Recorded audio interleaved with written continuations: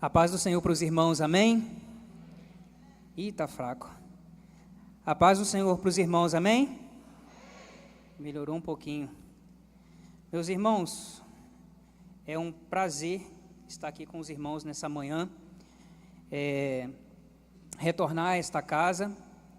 Queria agradecer em primeira mão aqui o pastor Diogo pelo convite. Estou muito feliz com esse convite, pastor Jonas também. Muito obrigado, pastor Jonas, pela confiança aí. Irmã Rosane também pela recepção. A todos os irmãos, pastores, também quero deixar um abraço para Bianca, João. A gente congregou junto ali um tempo na Devec Posse, quando inaugurou. É até difícil de acreditar, mas eu já cantei no louvor também. Só que teve... e na bateria também. Só que teve uma vez que eu fui ministrar o louvor, eu não sei o que aconteceu, eu puxei o hino no tom errado, meu Deus, o pastor Amarildo ficou olhando para mim com a cara, acho que ele falou alguma coisa, não falou não, Bianca? Depois daquele dia, nunca mais eu cantei, fiquei traumatizado, falei assim, não, isso aqui não é minha área, deixa eu ficar só na bateria, nos obreiros, que é melhor, não vou entrar na seara que eu não domino não, é melhor assim. Mas é um prazer estar aqui com os irmãos nessa manhã. Nós vamos falar sobre finanças, um dos temas mais desafiadores para a gente poder falar da Bíblia, porque finanças, eu não sei se acontece com vocês, mas finanças é uma prova, meu irmão. Eu queria que você respondesse para você, não precisa levantar a mão não, para o irmão do lado não ficar com ciúme. Mas quem aqui está com a vida financeira 100% resolvida, que se hoje não quiser mais trabalhar, está tudo certo, tem dinheiro entrando todo mês para pagar as contas? Olha que coisa boa, hein? Não precisa levantar a mão não, que senão o irmão do lado pode ficar com uma certa inveja. Mas finanças é um desafio para a nossa vida. Finanças é um desafio para o casamento. Já está aqui já o tema, os cônjuges e a vida financeira. Quem acha aqui que dinheiro é importante? Levanta a mão. Quem acha que dinheiro é importante? Que bom. Quem aqui acha que dinheiro não é importante? Levanta a mão. Dinheiro não é importante, não preciso disso. Meus pais pagam minhas contas, meu marido me sustenta, ou minha esposa me sustenta. É fato que dinheiro é algo importante para a nossa vida. Para a gente comer, para a gente vestir, para a gente pagar o colégio dos filhos, para a gente colocar gasolina no carro, pagar o aluguel, a prestação da casa. Meu Deus, tem tanta coisa. A conta do celular, a conta de luz, a conta d'água, a internet e por aí vai. A fatura do cartão a gente paga com o quê? Com dinheiro. Então o dinheiro sim é algo importante na nossa vida. Bom, para quem não me conhece, né, eu sou o André, essa aqui é minha família, minha esposa Maria Eduarda, minha filha Isabela. Elas não puderam vir comigo hoje, por questões lá de compromisso. Eu vim hoje de manhã cedo para cá, então assim, estava muito ruim a logística, elas não puderam vir, mas essa é minha família. Eu sou casado... Vou fazer 7 anos, né, ano que vem. Eu sempre perco nas datas assim, que eu não sou muito bom de data, mas vai ser 7 anos ano que vem. Minha filha já tem 5 anos, fez 5 anos agora. Eu sou formado em administração pela Universidade Veiga de Almeida, certificado em especialista em investimentos pela Ambima, que é a Associação Brasileira das Entidades do Mercado Financeiro de Capitais. Também sou escritor, né, autor do livro Vitória Financeira. Mas no final eu vou estar falando um pouco mais desse livro. E eu trabalho com educação financeira à luz da Bíblia. Então eu ensino sobre finanças, mas numa abordagem bíblica, porque a Bíblia tem muito a nos ensinar sobre o dinheiro. Como já foi lido aqui, o texto base, vamos ler apenas o texto áureo, para fixar um pouquinho mais. Eu vou ler o versículo 9 e todos juntos vamos ler o 10 novamente.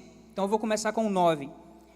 Os que querem ficar ricos caem em tentação, em armadilhas e em muitos desejos descontrolados e nocivos, que levam os homens a mergulharem na ruína e na destruição, pois o amor ao dinheiro é a raiz de todos os males, e algumas pessoas, por cobiçarem o dinheiro, desviaram-se da fé e se atormentaram com muitos sofrimentos. É interessante esse versículo. Parando para pensar nesse versículo, o texto diz assim, eu marquei aqui, os que querem ficar ricos. Querer aqui fala de desejo, querer fala de ambição. Esse querer aqui também pode entrar um pouquinho, talvez, na ganância, na avareza, que é quando a pessoa ela retém tudo o que pode apenas para acumular para si próprio. Então, o apóstolo Paulo, ele fala assim, os que querem, os que desejam ficar ricos, aqueles que almejam ficar ricos, caem em tentação. Paulo não está falando uma possibilidade, algo que talvez aconteça com uns e não com outros. Paulo fala assim, os que anseiam, os que fazem tudo para ganhar dinheiro, para ficar ricos, essas pessoas caem em tentação. Porque é diferente, uma pessoa que trabalha, ela junta dinheiro, investe e vai fazendo de pouco a pouco, como a Bíblia ensina, né? Vai crescendo gradativamente e ela se torna rica. É uma coisa. Outra coisa é a pessoa que quer ficar rico a todo custo e ela vai, investe dinheiro em coisas que ela não conhece bem, ela entra em negócios que ela não domina, ela passa os outros para trás, ela rouba, tudo para enriquecer. Essas pessoas que a Bíblia está falando, essas pessoas caem na tentação, na armadilha das riquezas, e caem em desejos descontrolados e perigosos, que levam os homens a mergulharem na ruína e na destruição. Eu falo isso por experiência própria. Quando o pastor Diogo estava aqui lendo o versículo de Atos, o apóstolo Paulo, ele falou assim, né, como está aqui, fui exemplo constante de como podemos, né, com o trabalho e tal, ajudar os necessitados. Eu falo isso com propriedade porque eu passei por isso. No verso do meu livro eu escrevi, foi até o pastor Jonas que fez o prefácio do meu livro, eu escrevi na contracapa, eu já fui viciado na Bolsa de Valores. Quando eu descobri esse mundo, eu tenho um perfil um pouco mais agressivo. Quando eu descobri esse mundo, eu não entrei com um pé só, eu entrei com os dois. E eu estava até comentando com o pastor ali, eu cheguei a fazer empréstimo para colocar o dinheiro na bolsa. E sabe o que aconteceu? Eu perdi dinheiro. E a gente vai entrando num looping, o vício é algo terrível. É algo complicado, que se a gente entra nesse caminho, a gente só vai se afundando. E quando Paulo escreveu isso, ele está coberto de razão, e eu falo por experiência própria, não é algo que eu li num livro, ou que eu ouvi alguém falar. Aconteceu comigo. Se a gente não vigiar nessa área, a gente entra em enrascada, que levam os homens à ruína e destruição. Quantas pessoas a gente já ouviu que se mataram porque perderam tudo? Quantas pessoas se suicidam porque perderam dinheiro, porque perderam o emprego, não tem mais condição de sustentar? Porque o amor ao dinheiro é a raiz de todos os males. Aí tem uma frase que a gente fala assim, o dinheiro é a raiz de todos os males. Não, a Bíblia fala que é o amor ao dinheiro. É quando eu quero ficar rico a todo custo, rápido, sem me esforçar, sem trabalhar duro. É esse sentimento que me leva para a desgraça e para a destruição. Algumas pessoas, por cobiçarem o dinheiro, desviaram-se da fé. Olha só, a cobiça é algo que pode me desviar da fé. E eu posso acabar atraindo muitos sofrimentos. Tudo isso por causa do dinheiro.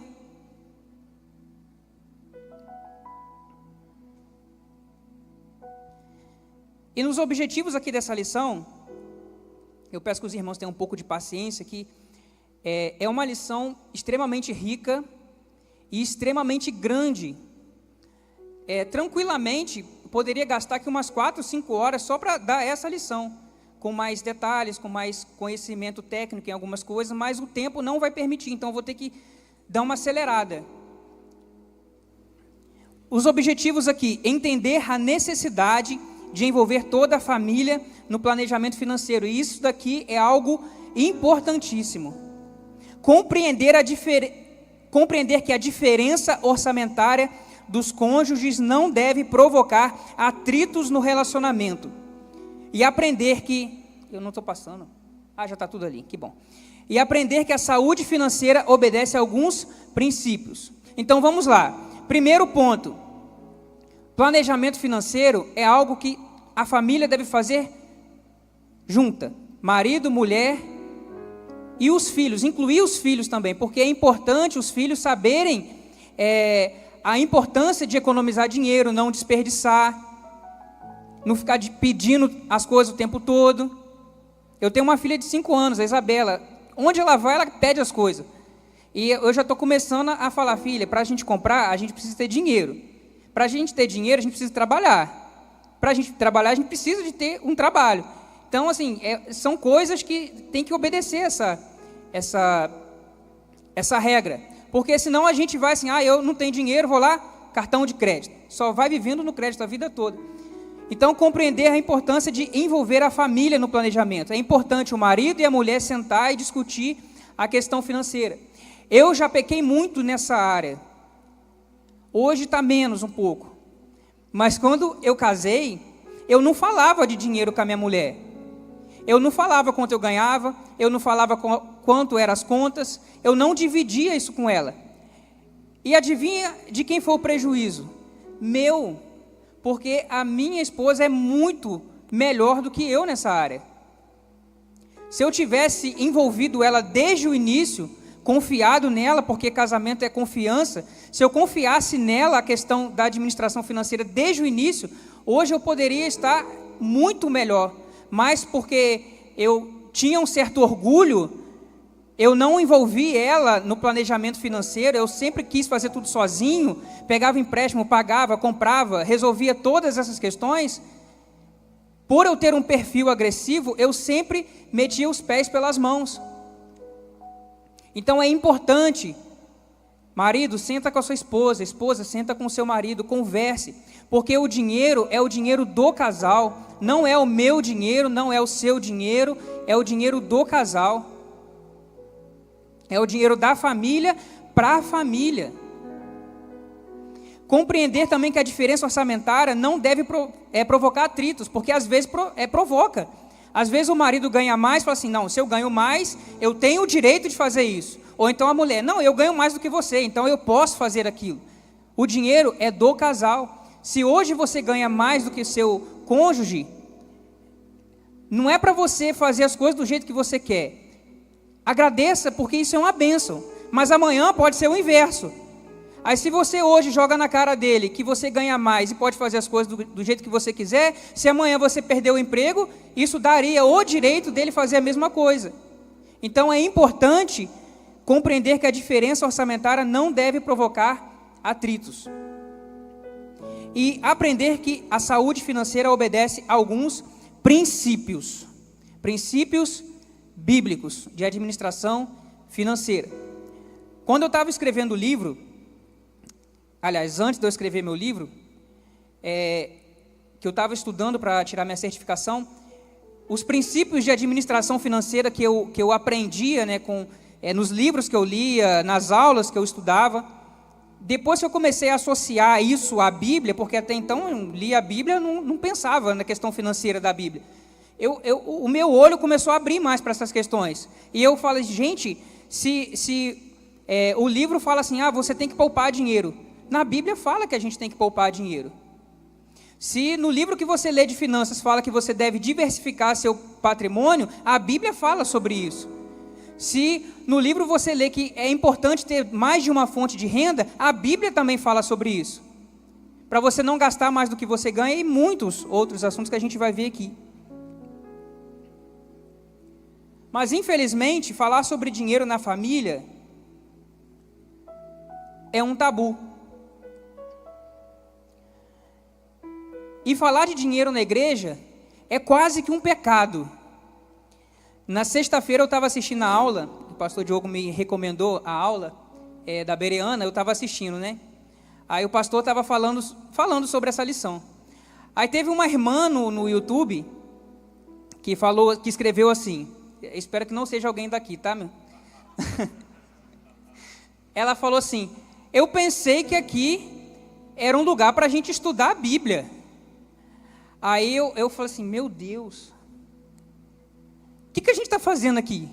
Não está estudando a Bíblia, não?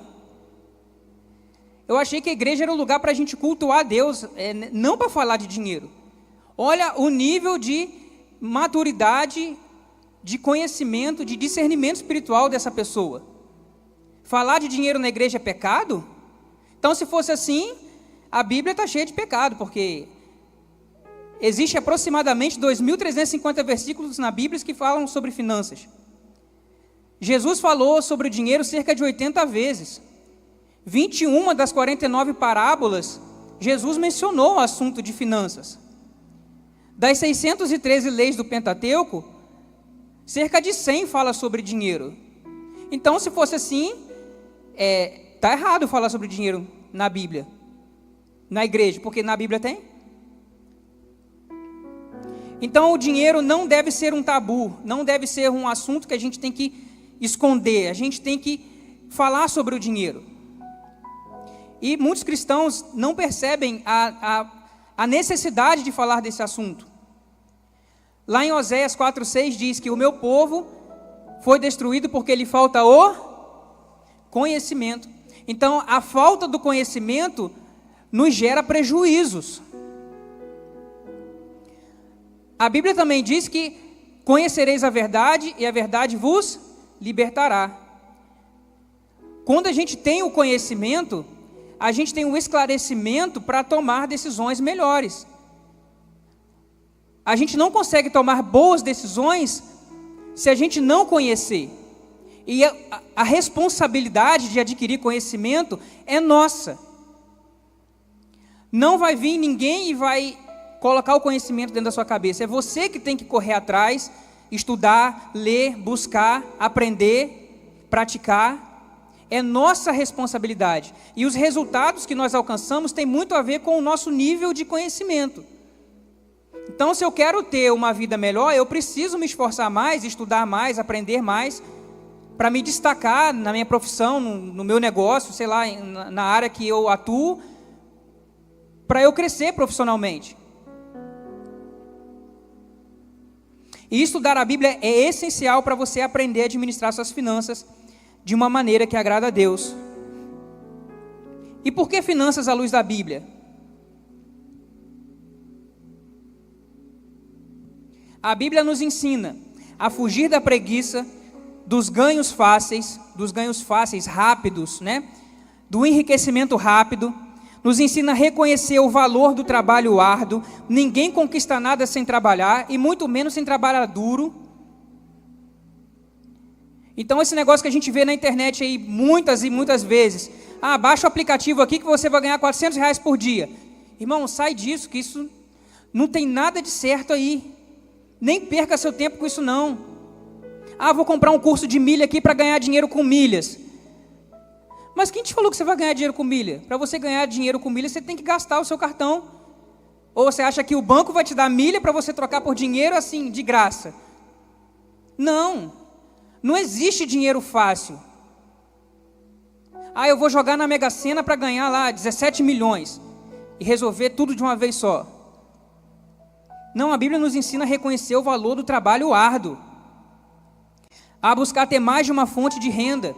Se você tem o seu trabalho, a sua renda principal, busque uma segunda atividade. Geralmente, quando a gente vê uma pessoa assim que tem 2 empregos, fala assim, nossa, mas fulano é ganancioso, né? Não tá bom só não, tem que ter 2, tem que ter 3. Dá aula de manhã, quer dar aula de tarde, de noite, de madrugada. Trabalha domingo, sábado, feriado. Quer ficar rico.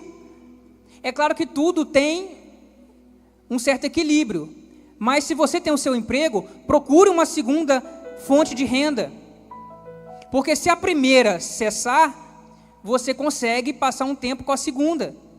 Então não é errado você ter um segundo emprego, não é pecado isso. É claro que tem o equilíbrio, né? A Bíblia também nos ensina a conduzir o trabalho, os negócios e as transações financeiras com honestidade. Irmão, você pode ler o melhor livro de finanças do mundo, do melhor escritor, influenciador do mundo, mas ele não vai dizer para você conduzir o seu trabalho, seus negócios, suas transações financeiras com honestidade. Ele não vai falar isso. A Bíblia ensina. A Bíblia nos ensina a recolher devidamente os impostos, a praticar generosidade com os necessitados, ser fiel nos dízimos e liberal nas ofertas, a fazer um planejamento antes de gastar e não gastar tudo que ganha, a criar uma poupança e investir para o futuro, evitar fazer dívidas e não ser fiador, e também nos adverte para não colocarmos o coração nas riquezas. A Bíblia fala sobre tudo isso aí e mais algumas coisas, a respeito do dinheiro.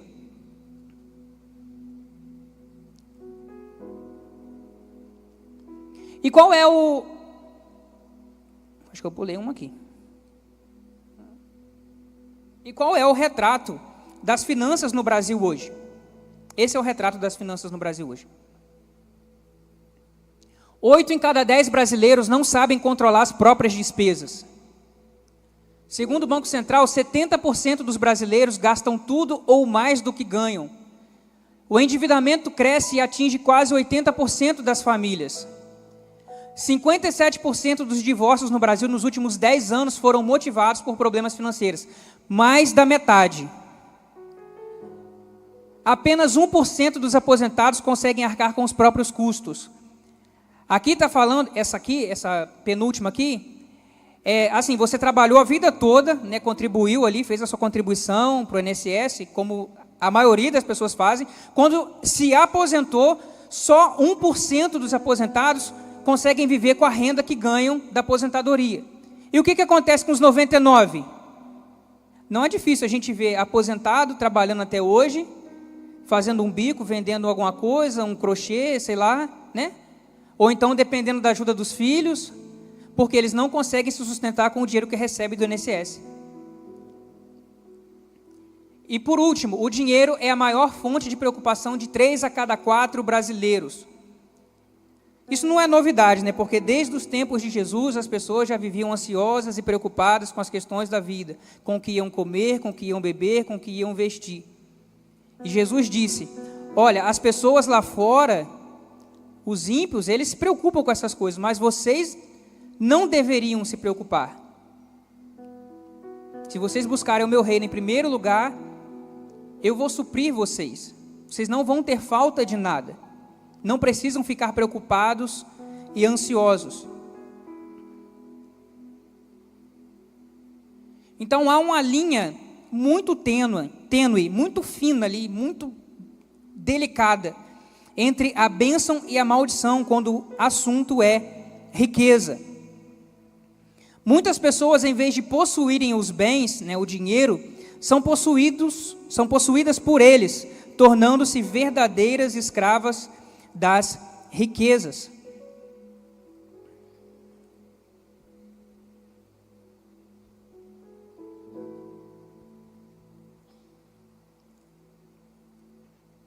Deus leva o assunto sobre finanças muito a sério na Bíblia.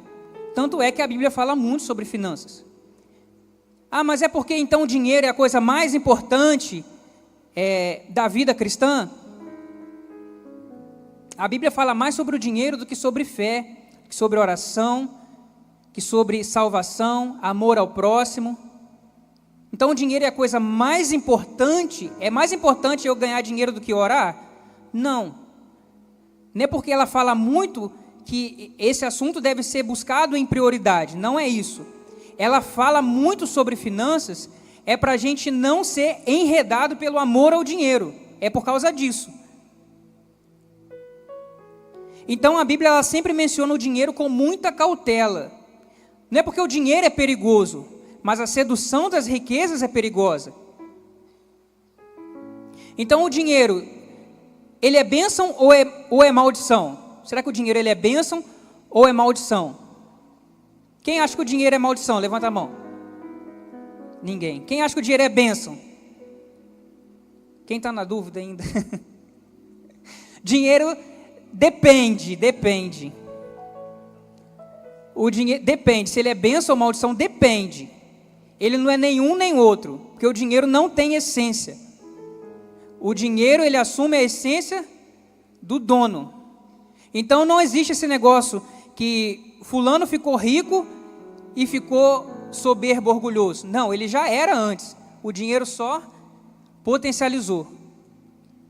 Se você é uma pessoa piedosa, ganhando pouco, e você faz isso de coração, se amanhã você tiver fartura, abundância, a tendência é que você aumente a sua generosidade, a sua liberalidade, porque isso já está dentro de você.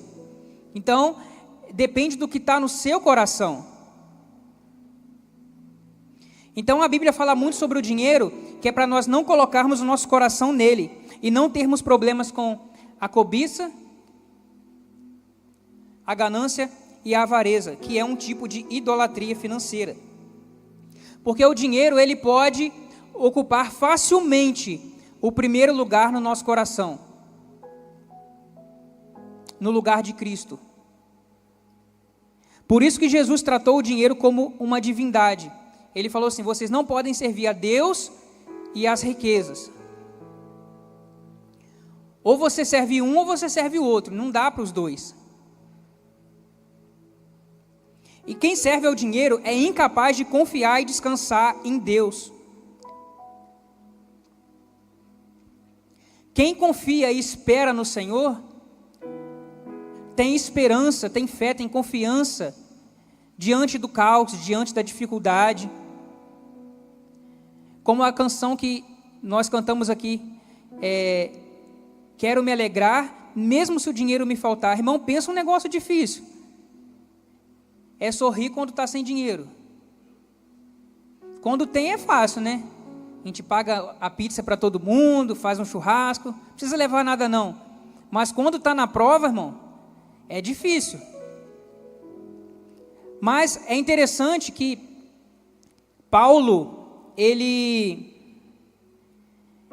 mencionou lá em Filipenses 4, versículo 12 e 13. Sei o que é passar necessidade e sei ter em abundância. Aprendi o segredo de viver contente em toda e qualquer situação, seja bem alimentado, seja com fome, tendo muito ou passando necessidade. Tudo posso naquele que me fortalece. Paulo, ele aprendeu o contentamento por meio da sua experiência. O contentamento não é algo que a gente lê num livro e aprende. O contentamento se aprende na prática. É quando Deus ali aperta um pouco ali, né, a torneira para não deixar sair água, né, e a gente tenta abrir e não consegue, não tem força. É ali que a gente aprende o contentamento. É se alegrar mesmo quando o dinheiro falta. O contentamento é exatamente isso. É se alegrar em Deus, não é se alegrar porque tem dinheiro. A alegria, ela não é condicionada ao que eu tenho ou o que eu não tenho. A alegria, ela é focada em Deus.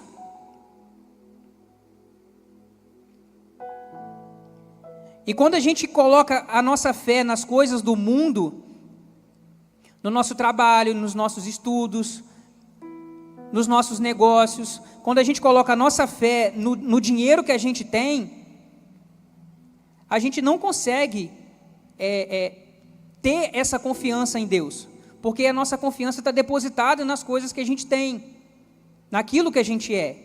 Então a gente precisa tirar o nosso olhar das coisas que nós temos, daquilo que nós somos, e colocar os nossos olhos em Deus. Agora, é fácil? Não, não é fácil. É um exercício que, não posso falar infelizmente, né, mas assim, é a regra, vamos colocar assim, a regra do jogo, é a gente passar por essas situações difíceis para testar a nossa fé em Deus. Então, às vezes, Deus nos prova nessa área para realmente testar se a nossa confiança está nele ou se está nas coisas. Assim como Jó. Você lembra de Jó? Jó era riquíssimo. E num determinado momento ali, Jó perdeu tudo. E Jó continuou temente a Deus.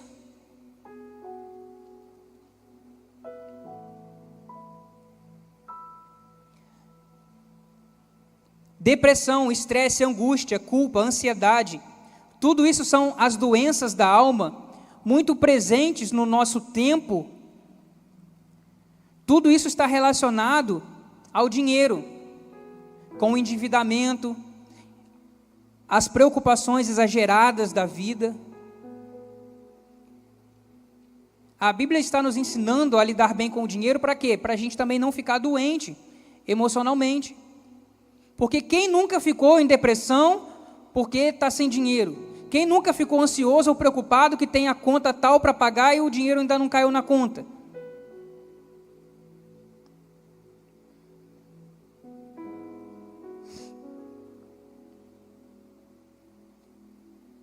A Bíblia fala sobre a diferença entre riqueza e prosperidade. E existe uma diferença nisso aqui. Riqueza é o acúmulo de bens. É o quanto dinheiro você tem acumulado. É o quanto de patrimônio você tem. É a quantidade de empresas que você tem. Isso é riqueza. Prosperidade é diferente. Prosperidade é obedecer a palavra de Deus. Inclusive os princípios bíblicos sobre finanças. Prosperidade é você ir bem em todas as áreas da sua vida.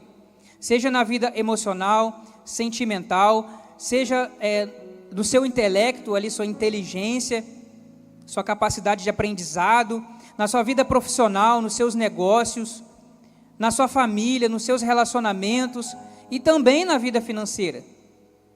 Isso é prosperidade, é você ir bem em todas as áreas da sua vida, em tudo aquilo que você toca.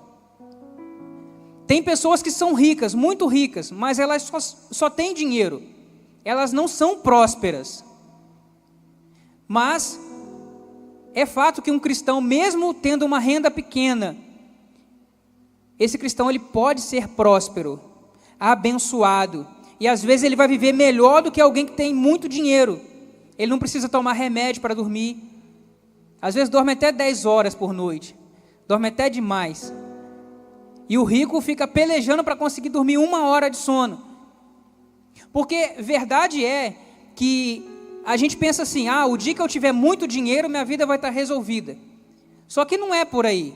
Se eu não consigo administrar bem 2.000 reais que eu ganho, como eu vou conseguir administrar 50 mil, 100 mil? Tudo aumenta em proporção. Se hoje eu tenho uma casa simples, se eu tiver muito dinheiro, eu vou querer ter uma mansão, um carro importado. E é aí que muitas pessoas que ganham na Mega Sena, por exemplo, jogadores de futebol, artistas, que às vezes enriquece muito rápido, porque às vezes descobriu um talento, ou uma música viralizou, enfim, ganham dinheiro muito rápido, mas ela não tem estrutura para comportar aquela pressão, porque o dinheiro, ele exerce uma pressão sobre a nossa vida. Então, se eu não tenho estrutura para administrar o pouco, não adianta pensar que o dia que eu ganhar muito, eu vou ter estrutura para comportar, porque não vai. A chance de ruir é muito grande. Então eu preciso criar estrutura para conseguir administrar o muito. Às vezes a gente fica orando, Senhor, faz essa empresa crescer, eu quero ser promovido, mas se eu não consigo ser fiel no pouco, quem não é fiel no pouco, não será sobre o muito. E é a palavra de Deus que diz isso. Prosperidade é ser feliz e grato por tudo que Deus te deu.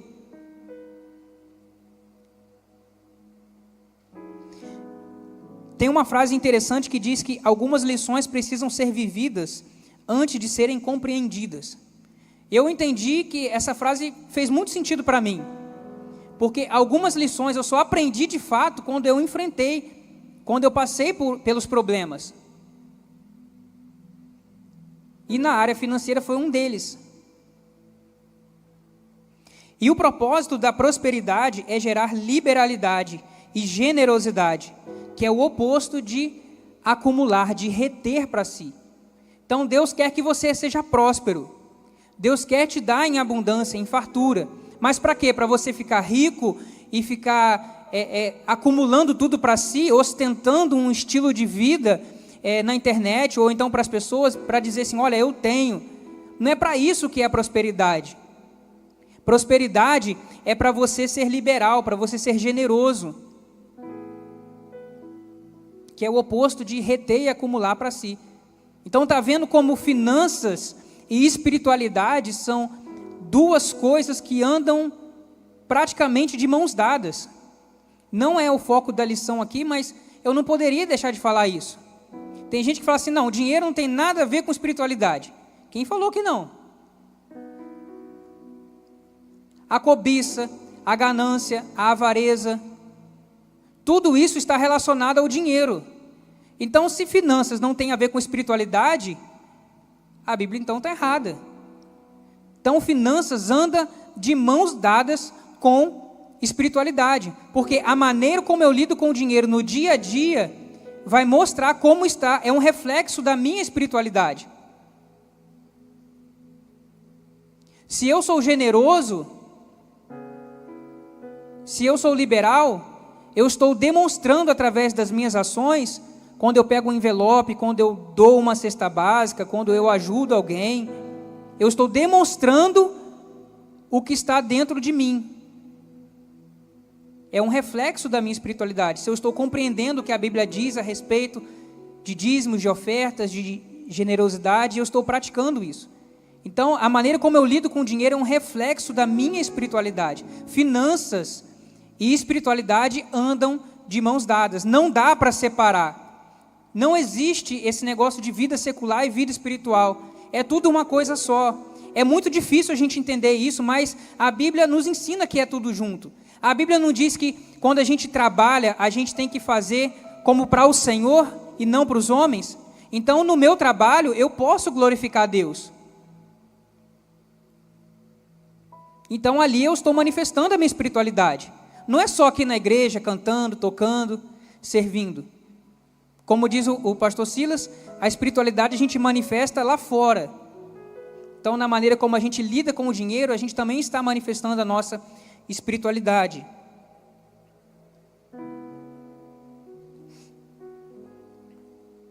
A riqueza é sedutora. Todos que se deixam levar por ela tornam-se seus escravos. E tem uma frase que eu gosto, que o dinheiro não é a coisa mais importante do mundo, da nossa vida. Mas ele afeta todas as coisas que são importantes. Salvação é importante? Quem acha que salvação é importante? Você quer ser salvo? Salvação é importante. Mas você sabia que o dinheiro pode influenciar a sua salvação? Família é importante. Sabia que o mau uso do dinheiro pode influenciar negativamente a sua família? Então o dinheiro ele toca em todas as áreas da nossa vida. Por isso que sim, dinheiro é importante.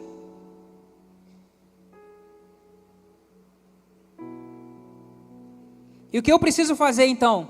Estabelecer prioridades. Eu tenho que ter uma mentalidade de mordomo. O que é ser mordomo? Primeiro, para saber o que é ser mordomo, eu tenho que entender o seguinte: que Deus é dono de tudo. Repete comigo: Deus é dono de tudo. Deus é dono da minha vida, do carro que eu tenho, da minha casa, do meu trabalho. Deus é dono de tudo. Foi Ele quem me deu. Quando eu parto desse princípio, aliás, desse princípio não, desse entendimento, porque isso está na Bíblia, quando eu entendo isso e acredito que Deus é dono de tudo, então eu não sou dono de nada. O pastor Luciano Subirá conta uma história que isso tem muito tempo. Ele estava com o carro dele estacionado no estacionamento lá, e alguém foi lá e roubou o rádio do carro. Quando ele voltou para o carro, que viu lá o carro arrombado, com o rádio arrombado lá, né, roubado, o pastor Luciano Subirá falou assim: Deus, esse carro é seu, foi o Senhor quem me deu esse carro. Então, se alguém veio aqui e roubou, não roubou de mim, roubou do Senhor. O Senhor toca no coração de quem roubou para devolver esse negócio. E ele conta que depois de um tempo, a pessoa que roubou ficou tão incomodada que depois foi lá e devolveu, se eu não me engano, devolveu na igreja que ele era pastor. Olha que coisa interessante. Então, assim, se eu entendo que o que eu tenho é de Deus, como aconteceu com Jó, Jó disse, Deus me deu, Deus tomou. Porque às vezes, para Deus construir algo em nós, Ele precisa desconstruir algo primeiro. Então, quando eu entendo que tudo é de Deus, nada é meu. Se nada é meu, tudo é dele, eu sou o quê? Um administrador, um mordomo. Eu só estou cuidando daquilo que Ele me deu enquanto eu tenho vida aqui no mundo. Porque se eu vim da barriga da minha mãe sem nada, quando eu morrer eu não vou levar nada. Vai ficar tudo por aqui. Já reparou que, né, na barriga da mãe da gente é pequenininho, apertado. E quando a gente morre, vai para um túmulo também apertado. Porque a gente não pode levar nada. Então tudo é de Deus. Nós somos mordomos. Por isso nós temos que usar o dinheiro com propósito. Segundo a Bíblia, existem 3 propósitos para o dinheiro. Primeiro, manter a família com dignidade. O dinheiro que você tem é para você, em primeiro lugar, manter a sua família com dignidade. Mas também não é para colocar tudo dentro de casa e esquecer dos outros. Ah, os outros que se viram. Não, não é assim. A prioridade é porque primeiro é os seus domésticos ali, a sua família. Em segundo lugar, servir aos propósitos do reino de Deus. É usar o dinheiro que Ele te deu para você ser um patrocinador do crescimento do reino de Deus aqui nesse mundo. E em terceiro lugar, ser generoso para com aqueles que necessitam de ajuda. É você ser generoso.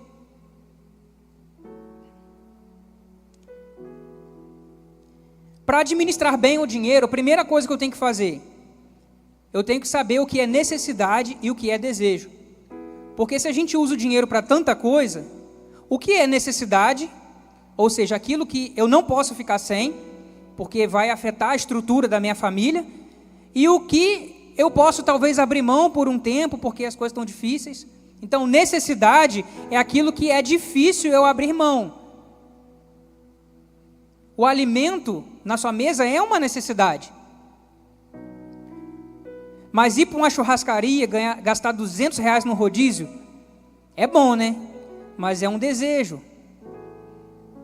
Então é mais ou menos por aí, saber o que é necessidade e separar do que é desejo.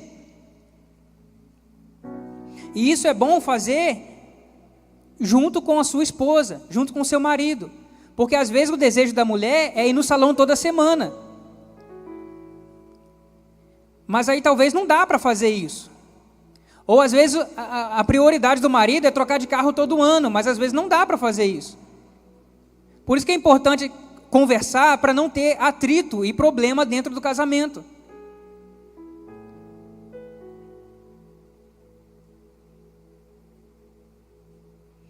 Segundo, identificar o seu padrão de vida. O que é padrão de vida?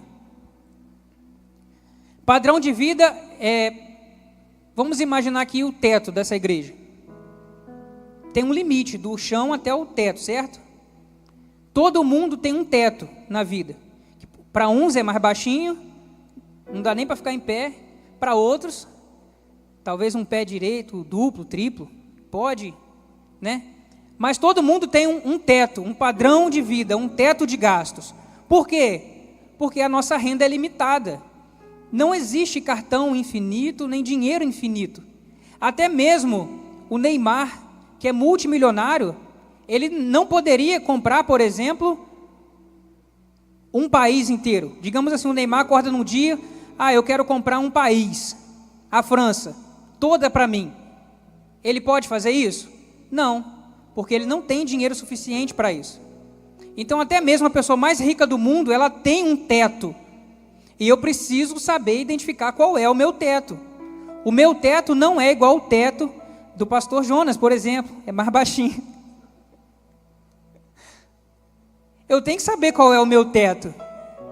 Senão, eu vou começar a basear as minhas escolhas financeiras no teto do vizinho, talvez. Aí vai ter problema. e tentar viver, eu sei que é difícil, mas tentar viver um degrau abaixo desse teto, sempre com uma sobra financeira. Em terceiro, definir objetivos financeiros em comum acordo, o casal ali. Quais são as nossas necessidades, nossos desejos, quais são os objetivos financeiros aqui, as prioridades, o que a gente vai atacar primeiro. É definir juntos ali. A gente vai comprar casa própria, em quanto tempo, vamos juntar quanto por mês, vamos fazer a viagem para a Disney, em qual ano a gente vai fazer essa viagem, quanto a gente vai precisar levar, vamos planejar, vamos estabelecer uma meta de economia mensal, vamos aplicar esse dinheiro para ele ir rendendo juros até a gente alcançar nosso objetivo. É mais ou menos assim que funciona. Terceiro, criar um orçamento familiar em família. Não é como eu antes, que eu criava o meu orçamento familiar, mas o orçamento familiar deve ser criado em família, para a família. O que é um orçamento mensal? É quando você coloca ali no papelzinho quais são as suas despesas mensais, estabelecendo por ordem de prioridade. É você pegar sua renda, diminuir as suas despesas e tentar calcular uma sobra financeira. E o que fazer com essa sobra financeira? Guardar esse dinheiro, investir esse dinheiro. Porque não adianta só também guardar. Meu dinheiro está na conta corrente do banco.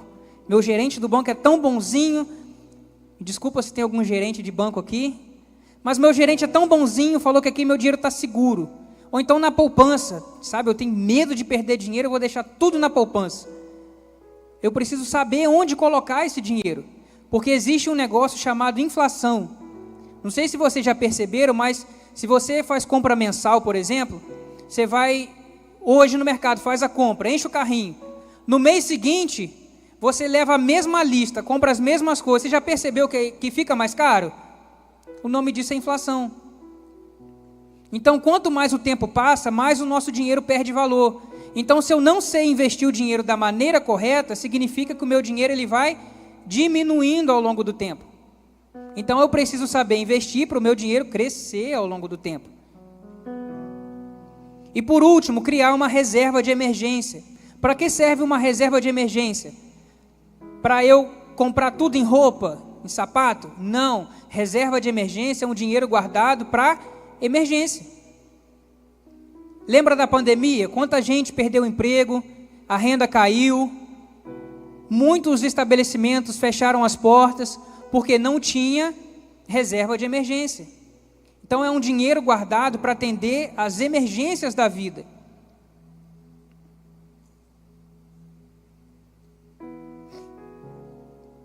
Essa frase que eu gosto muito dela. Poucas coisas testam mais profundamente a espiritualidade de uma pessoa do que a maneira como ela usa o dinheiro. Você pode concordar ou não, mas assim, para mim eu vejo que faz muito sentido isso. A maneira como eu uso o dinheiro está testando a minha espiritualidade.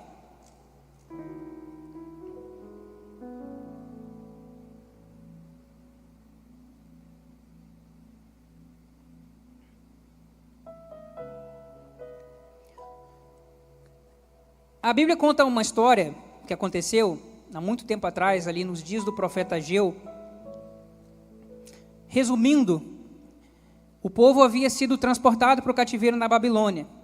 E quando eles estavam voltando, Deus falou assim: reconstruam o meu templo, a minha casa. E o povo até começou a construir, mas por causa da oposição que eles estavam enfrentando, ali dos inimigos que não queriam que eles construíssem a casa de Deus, eles interromperam a obra. E o que eles passaram a fazer? Eles deixaram a construção do templo e foram construir suas próprias casas. E o texto fala que eles construíam casas luxuosas para si. No luxo daquela época, mas assim, o texto fala que eram casas luxuosas. Ou seja, eles inverteram a prioridade, deixaram de trabalhar naquilo que Deus falou para fazer aquilo que eles queriam. E sabe o que aconteceu com eles? Eles estavam vivendo sob um céu fechado, por causa da quebra de princípios. Eles trabalhavam, recebiam um salário e o dinheiro entrava no bolso como um bolso furado, entrava e caía, eles nem viam. Deus estava mostrando para eles que eles estavam com as prioridades erradas. Então, toda vez que a gente troca, inverte a prioridade, o resultado sempre vai ser o quê? Um saco furado. É quando a gente trabalha e não vê o resultado daquilo que a gente trabalha. É quando o dinheiro entra e sai o mês e a gente fala assim, cadê o dinheiro? Para onde foi?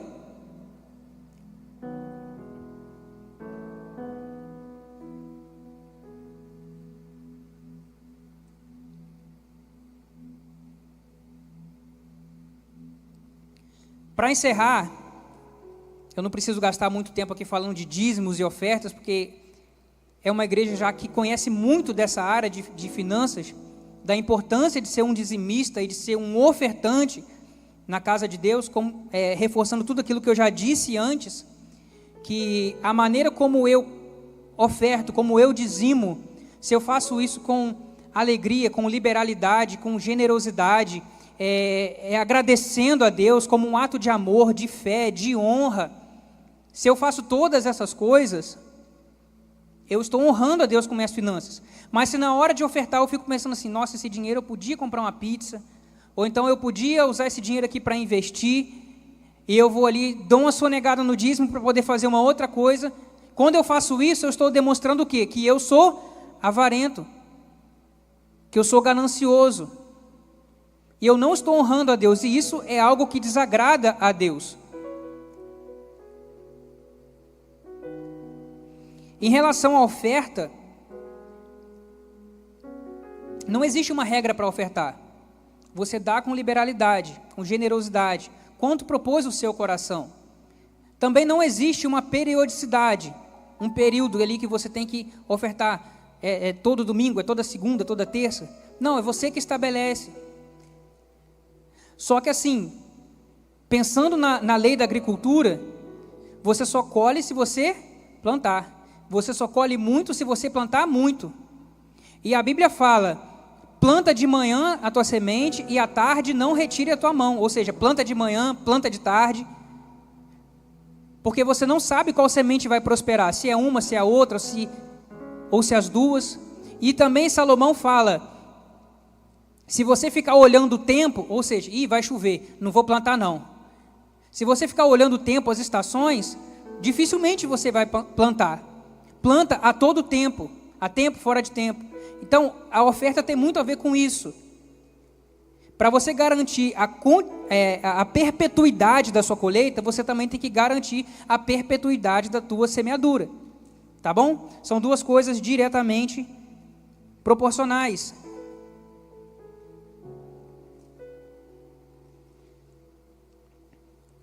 Contribuição é uma questão de fé.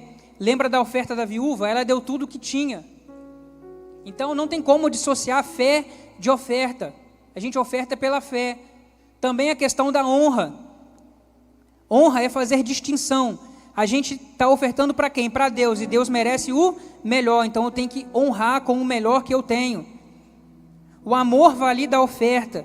Barnabé vendeu sua propriedade para dividir o dinheiro com os irmãos da igreja que estavam passando necessidades. Ele se desfez de algo importante para ele porque ele pensou no próximo. Amor.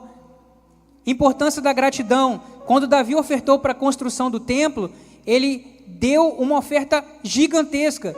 Mas com que sentimento de gratidão? Eu estou dando porque Deus me deu primeiro. Se eu tenho é porque Deus me deu. Então eu quero dar o máximo que eu puder, o melhor que eu puder. E por último, a liberalidade. De novo na oferta da viúva pobre. Ela deu tudo o que tinha, com liberalidade, ela não reteve nada.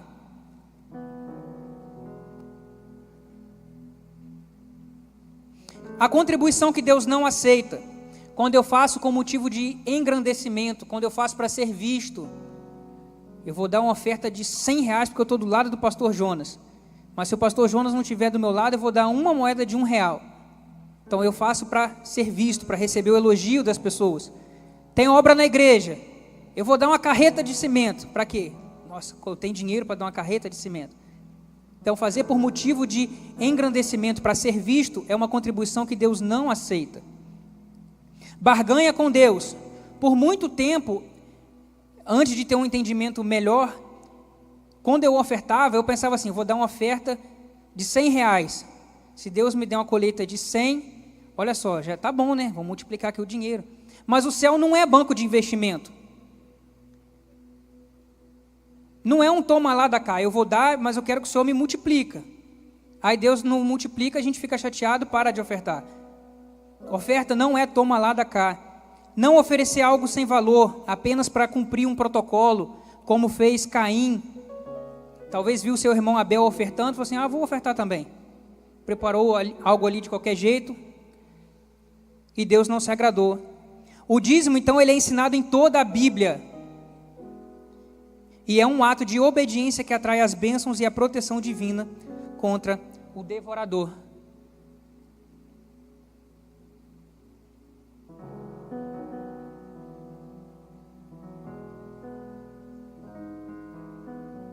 Eita.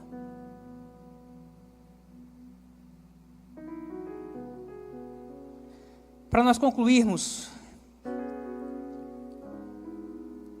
grava isso daqui se você não gravou tudo, pelo menos isso. O dinheiro não é meu e não é seu. O dinheiro é do casal. O dinheiro é da família para a família. Dialogue com seu cônjuge a respeito de dinheiro, a respeito de finanças. Não tome as decisões sozinho. Às vezes o seu cônjuge vai ter uma visão melhor do que você sobre o que fazer, e com isso vai reduzir brigas, atritos, problemas nessa área. É responsabilidade do casal buscar o conhecimento necessário.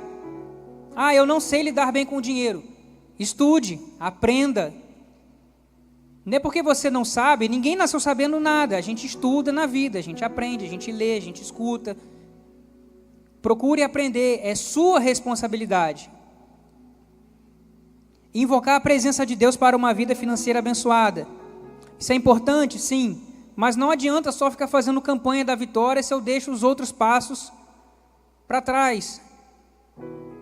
Achando que assim, Deus vai quebrar meu galho, me dar um jeitinho, mas eu não faço um planejamento correto, não administro da maneira correta. Então, como Deus vai te dar alguma coisa se você não obedece os princípios básicos? E por último, manter a fidelidade nos dízimos e a liberalidade nas ofertas. Mas não de olho nas bênçãos. Não de olho naquilo que Deus pode te dar, porque na verdade Ele já te deu. Então eu não vou dar para ter mais, eu dou porque Ele já me deu, porque eu sou feliz, eu sou grato, eu quero honrá-lo, eu quero agradecê-lo, eu quero servi-lo, eu quero honrá-lo, porque eu amo a obra de Deus. As riquezas obtidas fora da vontade de Deus são acompanhadas da maldição divina. As pessoas que pensam que prosperidade é apenas ter posição social, abundância financeira, bens e posses materiais, acabam abrindo mão de valores essenciais como o amor, a misericórdia, a bondade, a simplicidade, a generosidade e a liberalidade. Então, riquezas obtidas fora da vontade de Deus são acompanhadas da maldição divina. Não são riquezas abençoadas. Então é muito fácil a gente ficar com inveja do ímpio que é rico.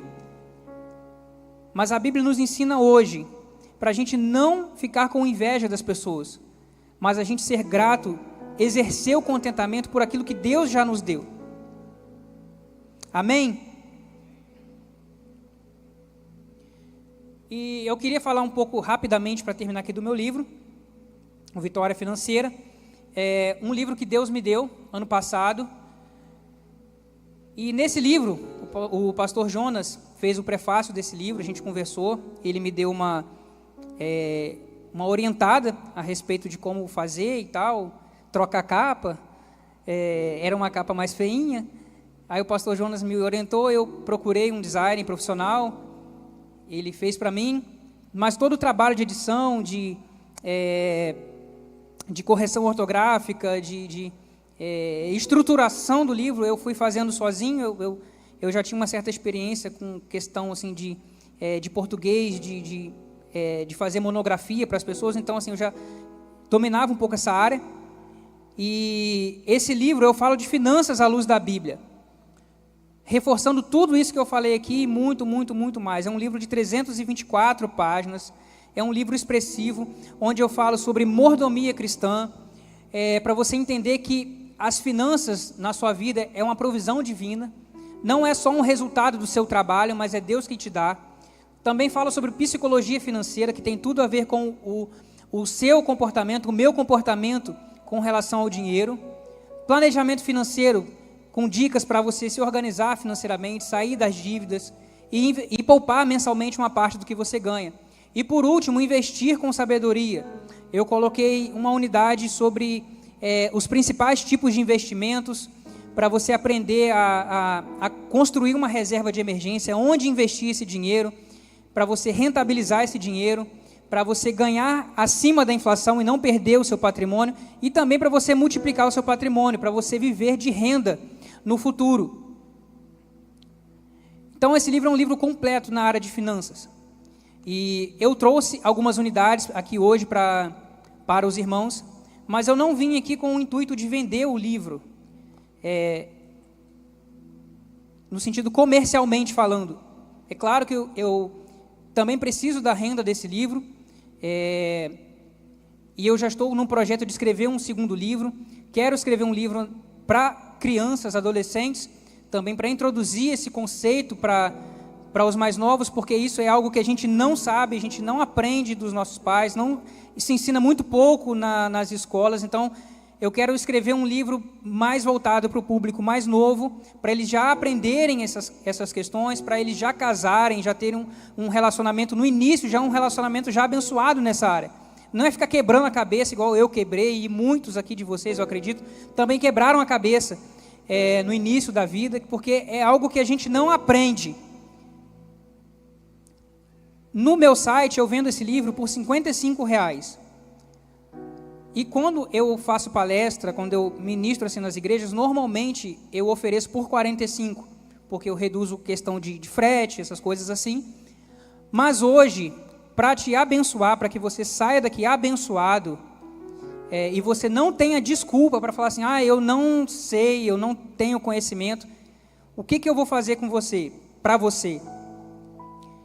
Eu vou pedir que você, se você for levar o livro, você vai deixar uma oferta, seja R$30, R$40, se você puder 50, se você quiser me abençoar, você fique à vontade, dê o seu melhor, mas leva o livro, porque eu tenho certeza que vai te abençoar. Talvez pode mudar a sua história de vida. Eu recebi depoimentos de pessoas que largaram o vício de ficar jogando, apostando nesses aplicativos de time de futebol, quem vai ganhar o jogo ou não.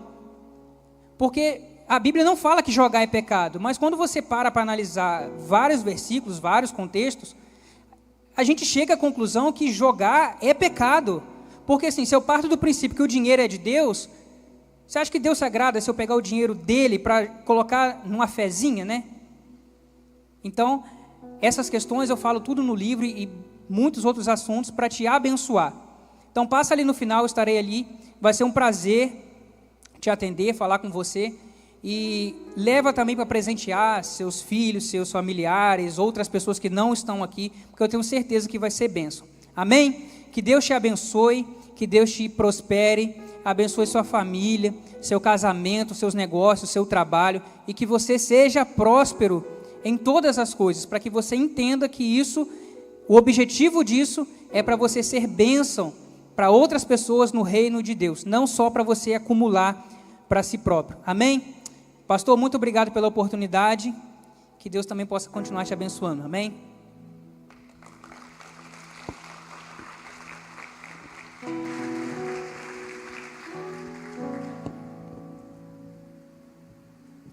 Glória a Deus. Você pode dar mais um aplauso aí, gente? Amém? Quem vai sair daqui gerenciando o melhor dinheiro aí, dá um glória a Deus, né? Deus te abençoe, André. Né? André trouxe o projeto para mim na época. Eu falei, André, primeiro, troca essa capa que está muito feia, né? Não está legal. Que a instrução fui dando dica, tira isso aqui, faz aquilo ali, mas ficou uma obra extraordinária, abençoada. Se você adquirir o livro, vai abençoar você. O que foi falado aqui nessa aula é um pouquinho, né? Uma pincelada de muita coisa que você pode crescer nessa área. Tem muita gente passando problema porque não entende a instrução, né? Então, eu estava ali sentado, aí estava vendo André dizer que já tentou ser cantor, não deu certo. André aqui na igreja foi líder de jovens, foi baterista, mas você achou, irmão. A aula que ele deu hoje, eu vi que ele cresceu. Queria que você desse mais um aplauso a Jesus pela vida dele, né? Deus te abençoe. Deus te abençoe. Muito boa a aula, tá? Só o teu salário que era até 11h05, né? Tu passou 15 minutos do teu salário, tá me devendo, mas tá tudo bem.